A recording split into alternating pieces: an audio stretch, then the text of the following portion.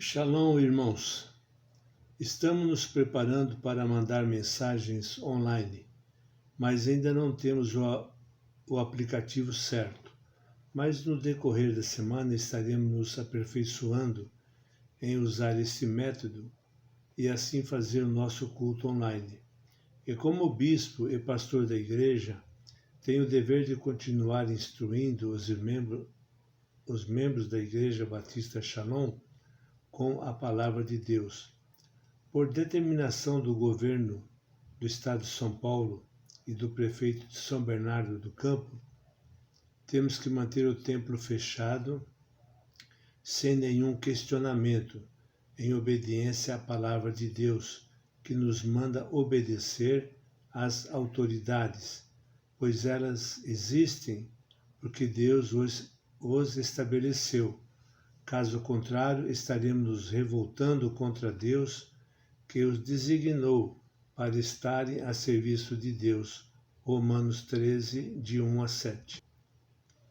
Não sabemos quando voltaremos às atividades normais, mesmo porque o dia de amanhã pertence a Deus. Então, enquanto isso, vamos manter a nossa comunhão com a palavra, fazendo a leitura diária de um ano, contido no livreto que os irmãos têm em mãos. Façam também oração de adoração, de louvor e de petição, com jejum em santificação e de todo o coração, lembrando que sem a santificação ninguém verá Deus. Romanos 12, 14. Meditem em Joel 1:3. Qualquer dúvida, se quiserem, podem nos comunicar que estaremos disponíveis para ajudá-los na dúvida, ok? E aproveitem a oportunidade de demonstrar aos seus familiares o quanto o Senhor Deus é bom e como Ele nos quer bem, e dando testemunha que você agora é nova criatura. Sua vida está escondida em Deus. E quanto às ofertas e dízimos, poderá ser por meio de transferência ou depósito bancário pelo Banco Bradesco ou Itaú, cujos números das contas estarão no WhatsApp. Os dízimos e ofertas devem ser oferecidos com ação de graças para pagamento das contas que ainda não sabemos se serão perdoados. Mas de qualquer forma, se as dívidas forem perdoadas, poderemos melhorar o som da igreja assim que voltarmos. Amém? Hoje vamos meditar um pouco sobre o que está acontecendo hoje em dia. E o tema é: você está preparado para a volta de Cristo? O nosso texto está em 1 Tessalonicenses 4, de 13 a 18. Irmãos, não queremos que vocês sejam ignorantes quanto aos que dormem, para que não se entristeçam como os outros que não têm esperança. Se cremos que Jesus morreu e ressurgiu, cremos também que Ele trará mediante Jesus, e juntamente com Ele aqueles que nele dormiram. Dizemos a vocês pela palavra do Senhor, que nós, os que estivermos vivos, os que ficarmos até a volta do Senhor, certamente não precederemos os que dormem, pois, dada a ordem com a voz do arcanjo e o ressoar da trombeta de Deus, o próprio Senhor descerá do céu, e os mortos em Cristo ressuscitarão primeiro. Depois disso, os que estivermos vivos, seremos arrebatados juntamente com eles nas nuvens, para o encontro com o Senhor nos ares, e assim estaremos com o Senhor para sempre. Consolem-se uns aos outros com estas palavras. Vamos fazer uma introdução. Em sua opinião, a Igreja está preparada para a vinda de Cristo? A maior esperança de um cristão verdadeiro é a volta de Cristo. Pedro, em sua segunda carta, no capítulo 3, versículo 12, diz que devemos aguardar e desejar pelo dia da vinda de Cristo. De fato, Todo cristão verdadeiro anseia pelo dia em que Cristo arrebatará sua igreja para estar com ele para sempre. Em 2 Timóteo 4,8, diz que Jesus virá para os que amam a sua volta.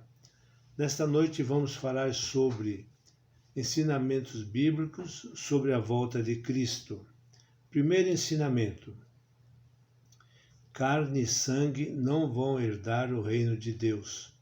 1 Coríntios 15, 50-52. No momento, no abrir e fechar de olhos, ao som da última trombeta, pois a trombeta soará, os mortos ressuscitarão incorruptíveis e nós seremos transformados. Pois é necessário que aquilo que é corruptível se revista da incorruptibilidade e aquilo que é mortal se revista da imortalidade. Quando, porém, o que é corruptível se revestir da incorruptibilidade e o que é mortal de imortalidade, então se cumprirá a palavra que está escrito: a morte foi destruída pela vitória. A Bíblia nos ensina que no momento do arrebatamento, nossos corpos serão transformados. Assim como nosso corpo terreno não pode herdar o reino de Deus, nada do que é material herdará o reino de Deus. Dinheiro, bens, roupas, nada disso iremos levar para o céu. Por isso precisamos nos desprender de tudo aquilo que é material. Segundo ensinamento: Jesus vai voltar num momento que ninguém espera. Mateus 24, versículo 37, 42 e 44. Como foi nos dias de Noé, assim também será na vinda do Filho do Homem. Pois nos dias anteriores ao dilúvio, o povo vivia comendo e bebendo, casando-se e dando-se em casamento, até o dia em que Noé entrou na arca. E eles nada perceberam até que veio o dilúvio e os levou a todos. Assim acontecerá na vinda do Filho do Homem. 2 homens estarão no campo, um será levado e outro deixado. 2 mulheres estarão trabalhando no moinho, uma será levada e outra deixada. Portanto, vigiem, porque vocês não sabem que dia virá o seu Senhor. Versículo 44. Mas entendam isso: se o dono da casa soubesse a que hora da noite o ladrão viria, ele ficaria de guarda e não deixaria que sua casa fosse arrombada.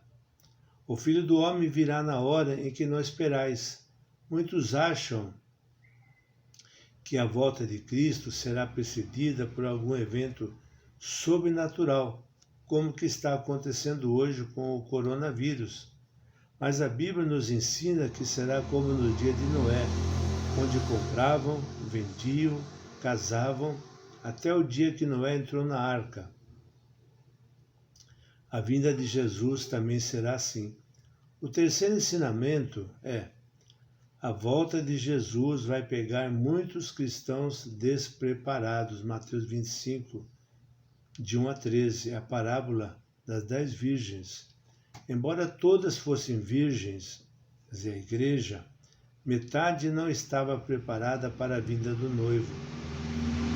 Muitas pessoas que hoje estão dentro da igreja, infelizmente, não vão subir no arrebatamento, porque suas lâmpadas estão apagadas, falta o azeite, símbolo do Espírito Santo.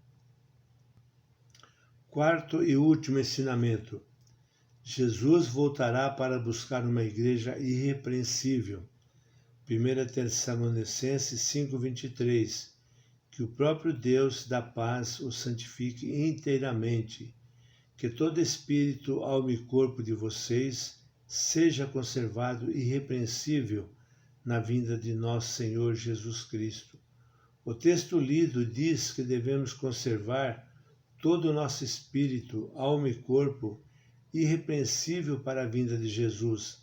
Aqueles que querem realmente encontrar-se com Jesus precisam se santificar completamente dos desejos da carne, e dos prazeres deste mundo, para fazer parte da Igreja gloriosa, sem mácula, nem ruga, mas santa e irrepreensível.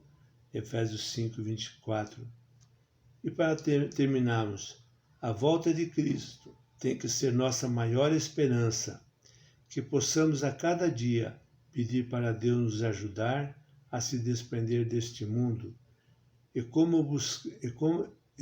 buscar como prioridade se santificar, aguardando e desejando a volta de Cristo. Amém? Que Deus abençoe os irmãos e cuidem-se.